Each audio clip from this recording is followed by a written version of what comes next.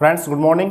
आप सभी का स्वागत है हमारे यूट्यूब चैनल सक्सेस पाथ पर। देखिए दोस्तों, शिक्षण विधि की श्रृंखला के अंतर्गत हम एक और टॉपिक है शिक्षण के सूत्र एवं सिद्धांत। शिक्षण के सूत्र एवं सिद्धांत से क्या है, यहाँ से हर साल एक क्वेश्चन हिंदी के अंतर्गत और एक क्वेश्चन आपका किसमें संस्कृत के अंतर्गत पूछा जाता है। तो हम इसको कवर करेंगे कि शिक्षण के सिद्धांत क्या है और उसके सूत्र क्या है। आइए तो देखते हैं। देखिए, शिक्षण के सूत्र एवं सिद्धांतों से मतलब क्या है। मतलब ये है कि जो हमारे शिक्षण के वैज्ञानिक थे या शिक्षण के जो शिक्षा शास्त्री थे, उन्होंने ये कहा कि हमें अपने कंटेंट को, जो भी कंटेंट है, कंटेंट को क्या बनाना हो, सरल बनाना हो, विद्यार्थी की समझने लायक बनाना हो, विद्यार्थी के लिए क्या बनाना है, उसको रोचक बना दें, जिससे कि विद्यार्थी उसको काम को जल्दी करने लग जाए, जल्दी सीखने लग जाए और विद्यार्थी के अंदर किसका विकास हो, वैज्ञानिकता विकास हो, एक साइंटिफिक एटीट्यूड का विकास हो, एक पढ़ने की उसके अंदर क्या होना चाहिए, सीक्वेंस होना चाहिए, किस प्रकार से उसको पढ़ना है। तब वो क्या कहलाते हैं, शिक्षण के सिद्धांत कहलाते हैं। किस प्रकार से पढ़ना है और अध्यापक को किस प्रकार से क्या करना है, पढ़ाना है। तो देखिए दोस्तों, ये आपके लिए भी जरूरी है और ये आपके लिए बहुत जरूरी है कि आप जब टीचर बनेंगे तो आप किस प्रकार से किसी बच्चे को पढ़ाएं। ठीक है, तो आप इस बात को समझें। देखिए, पहला जो सिद्धांत है वो है ज्ञात से कहां की ओर चलेगा, अज्ञात की ओर। ज्ञात से अज्ञात से मतलब क्या है कि ज्ञात मतलब विद्यार्थी को जो पहले से ज्ञान है, विद्यार्थी पहले से कितना जानता है और तो उसके बारे में पहले आप क्या करेंगे, जांच करेंगे। विद्यार्थी पहले से कितना जानता है, अब जो नहीं जानता उसको आप क्या कर देंगे, पढ़ा देंगे।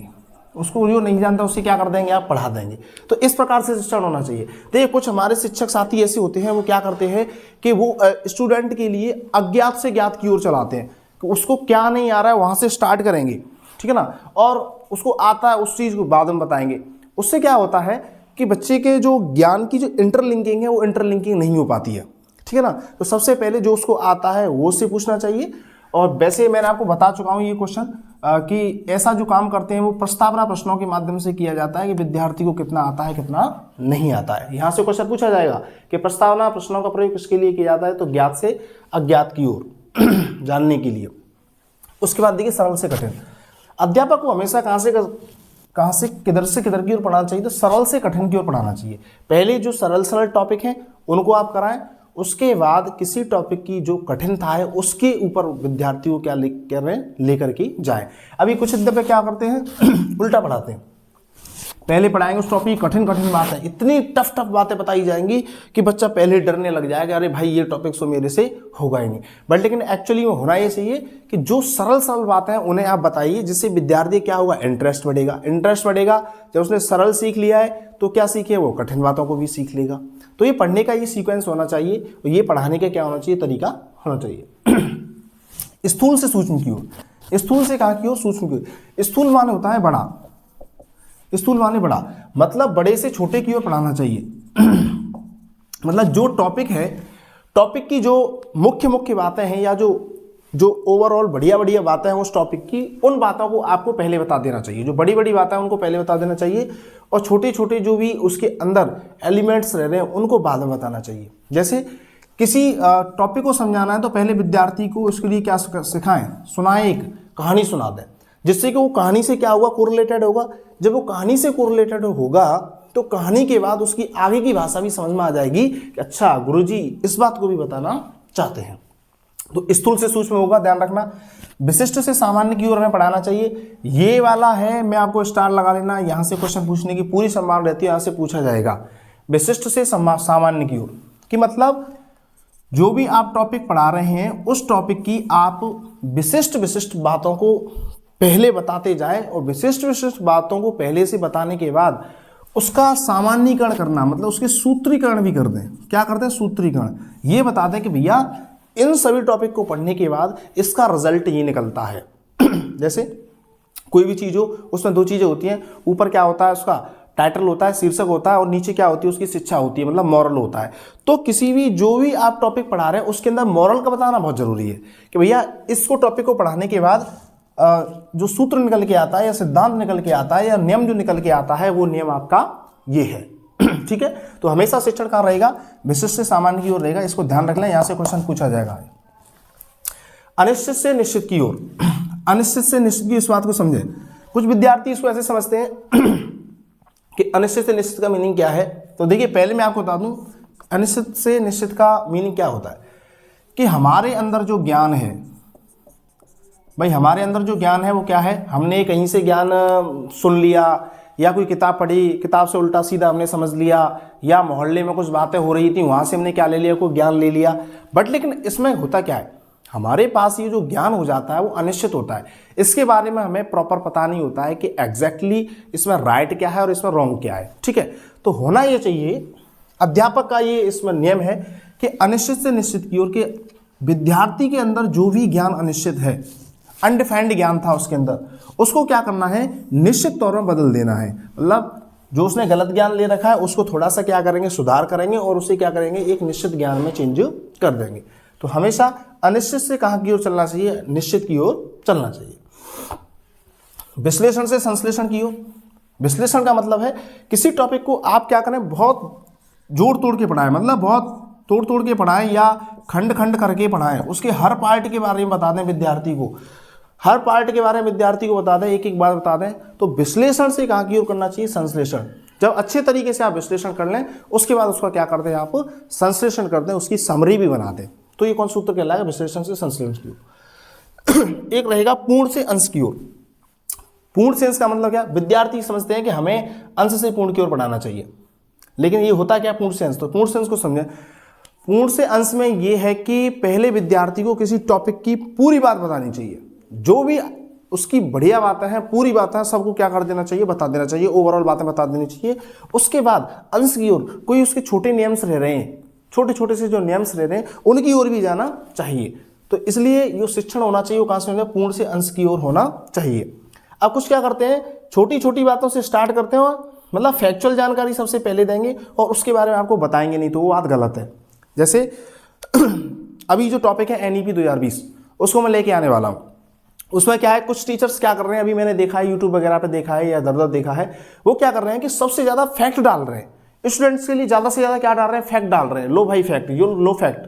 बट लेकिन मैं आपको बता दूं, एक टीचिंग की एक अप्रोच है, शिक्षण की अप्रोच है कि आपसे फैक्ट बाद में पूछा जाएगा, पहले आपका ओवरऑल समझ में तो आना चाहिए, पहले आप उसे ओवरऑल को तो समझाइए कि ये चीज़ होती क्या है।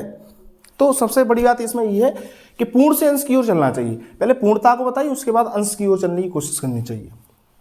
इंद्रियों के प्रशिक्षण द्वारा शिक्षित करना, इसमें यह है कि इंद्रियां मतलब जैसे हमारे हाथ हैं, हमारे पैर हैं, ये क्या कर्मेंद्रियां होती हैं हमारे, और क्या है, कर्मेंद्रियां होती हैं, ज्ञानेंद्रियां होती हैं, इनके प्रशिक्षण के द्वारा शिक्षित करना चाहिए। मतलब किसी कार्य को आप कराएं तो कैसे कराएं कि खुद स्टूडेंट उसमें एक्टिव होना चाहिए, उसके हाथ पैर उसमें क्या करने चाहिए, काम करने चाहिए। जब उसके हाथ पैर उसमें काम करेंगे तो ज़्यादा से ज़्यादा सीखेगा, क्योंकि इंद्रियों के प्रशिक्षण के द्वारा क्या करना चाहिए, शिक्षित करना चाहिए।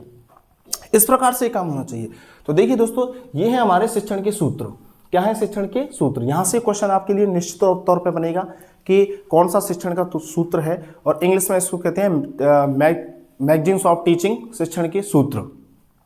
अब आ जाइए शिक्षण के सिद्धांत कौन कौन से हैं, कि जब शिक्षण कराया जाए तो वहाँ पे अध्यापक को कौन कौन से सिद्धांतों को क्या करना चाहिए, फॉलो करना चाहिए। देखिए क्रियाशीलता का सिद्धांत, सबसे पहली बात है जो प्रिंसिपल ऑफ द एक्टिवनेस, हर जो विद्यार्थी है वो एक्टिव रहना चाहिए, और अध्यापक की पढ़ाने के साथ साथ कैसे होना चाहिए, एक्टिव होना चाहिए। ऐसे नहीं होना चाहिए कि गुरुजी क्लास में गए और बुक्स उठाई, कुर्सी पे जाके आराम से लेट गए और पढ़ा रहे हैं। तो इसमें क्या होगा, जब तुम सुस्त हो रहे हो तो बच्चे भी तो सुस्ती के साथ पढ़ेंगे, तो उनके अंदर जो भी नर्वस सिस्टम अच्छे से काम नहीं करेगा और बिल्कुल भी आपकी बातों पर ध्यान नहीं देंगे। इसीलिए हमें क्रियाशीलता के सिद्धांत को फॉलो करना चाहिए। प्रेरणा का सिद्धांत मतलब जो सिद्धांत है प्रेरणा मतलब मोटिवेशन।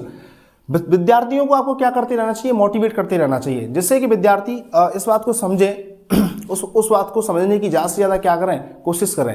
क्योंकि मोटिवेशन आपके अंदर क्या करती है, एक इलेक्ट्रिसिटी का काम करने लग जाती है, एक उत्प्रेरक का काम करने लग जाती है, जिससे कि आप उस बात को जल्दी से जल्दी समझ जाते हो।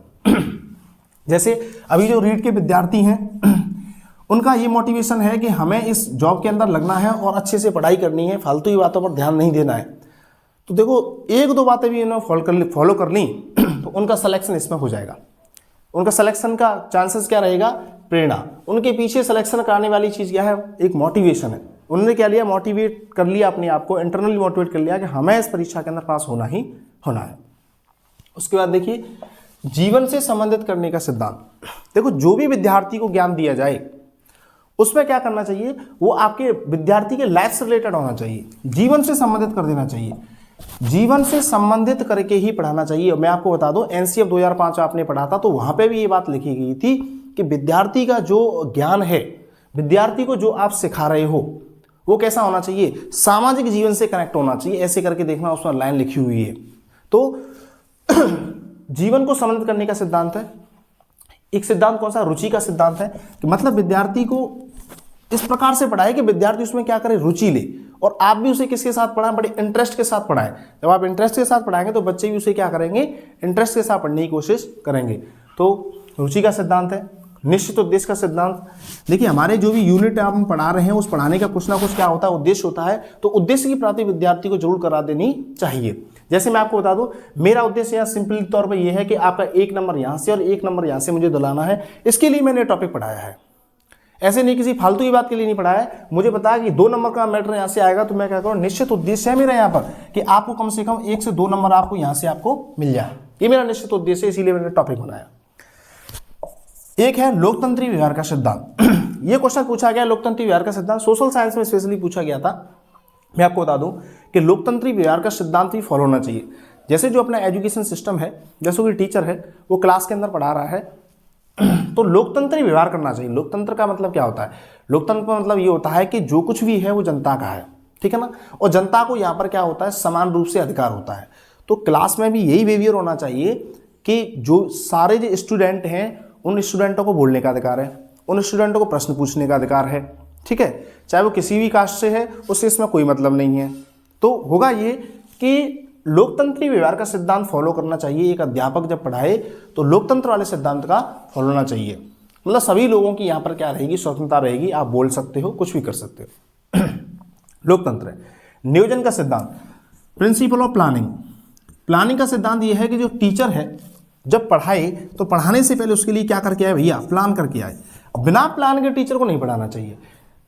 बिना प्लान के टीचर पढ़ाओगे तो क्या होगा, प्लान आपका फेल हो जाएगा, और आप जो टॉपिक को पढ़ाना चाह रहे हो, टॉपिक से जो विद्यार्थी को समझाना चाह रहे हो उस चीज को आप नहीं समझा पाओगे। ये क्लियर फैक्ट है। जैसे सिंपल सी भाषा, आप इस बात को समझिए।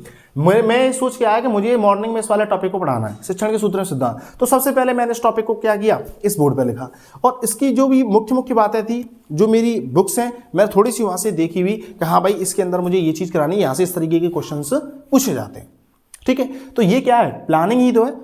एक प्लानिंग के साथ किसी काम को करना, क्योंकि जब प्लानिंग के साथ करोगे तो वो फिर आपका जो काम है वो खराब नहीं होगा, ठीक है। वैयक्तिक भिन्नता का सिद्धांत। वैयक्तिक भिन्नता के सिद्धांत से मतलब है कि जो प्रत्येक विद्यार्थी है वो अपने आप में क्या होता है, डिफरेंट होता है।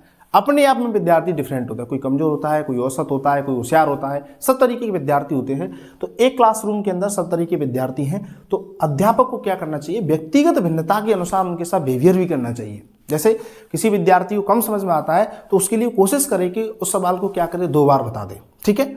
और ये हर अध्यापक को ऐसा करना चाहिए, व्यक्तिगत भिन्नता के सिद्धांत को फॉलो करना चाहिए। निर्माण एवं मनोरंजन का सिद्धांत। मनोरंजन के सिद्धांत को फॉलो करना चाहिए। और निर्माण का मतलब है ज्ञान का निर्माण करना। एवं मनोरंजन का सिद्धांत मतलब मनोरंजन भी कराना है विद्यार्थियों का, और क्या कराना है, ज्ञान का सिद्धांत भी कराना है। अब कोई टीचर कैसा करे कि इस तरीके से पढ़ाए कि विद्यार्थियों को बिल्कुल भी ना हंसने दे। विद्यार्थी ये क्या करे, ये गुरुजी कहाँ से आ गए, ये गुरुजी तो हमको क्या कर रहे हैं, परेशान कर रहे हैं, इनका पढ़ाई हमारी समझ में नहीं बैठता। तो यही वजह है कि उन्होंने उस क्लास को कैसा नहीं बनाया, इंटरेस्टेड नहीं बनाया है, ठीक है, आनंददायक नहीं बनाया। तो ज्ञान का निर्माण करें, बट किसके साथ करें, मनोरंजन के साथ करें, जिससे ज्ञान होगा वो क्या होगा, स्थायी होगा और विद्यार्थी का डेवलपमेंट होगा। आवृत्ति का सिद्धांत। आवृत्ति का सिद्धांत से मतलब समझे ये क्या चीज होती है। अब बच्चे कहेंगे सर आवृत्ति का सिद्धांत क्या है। देखो, आवृत्ति का सिद्धांत है कि जो टीचर है और जो जिस टॉपिक को आप पढ़ा रहे हो उस टॉपिक में जो भी मुख्य बातें हों उनको रिपीट करते रहना चाहिए। क्या करते रहना चाहिए, रिपीट करते रहना चाहिए, बार बार रिपीट करते रहना चाहिए। अब देखो मैं क्या करता हूँ, आपने मेरे में देखा होगा, मैं मोस्टली फॉलो करता हूँ कि शिक्षण को इस तरीके से होना चाहिए कि जो आपकी समझ में आए, एक कोरिलेटेड हो। अब देखो यहाँ क्या किया है, मैंने ये रिपीट तुमको किया विशिष्ट सामान्य की ओर। कई बार मैं आपको बता चुका हूँ, यहाँ से क्वेश्चन आएगा, आगमन निगमन में भी बताया, शिक्षण के उद्देश्य में भी बताया, अब यहाँ भी बता रहा हूँ। तो एक वो चीज है कि उस चीज को आप क्या करें, बार बार रिपीट करें, जिससे बच्चा समझ पाए हाँ यहाँ से क्वेश्चन बनने की संभावना है। तो आवृत्ति के सिद्धांत का हमें क्या करना चाहिए, फॉलो करना चाहिए। ठीक है ना दोस्तों, यहां से आपको क्वेश्चंस मिलेंगे, इस टॉपिक को आप अच्छे से क्या कर लें, तैयार कर लें। और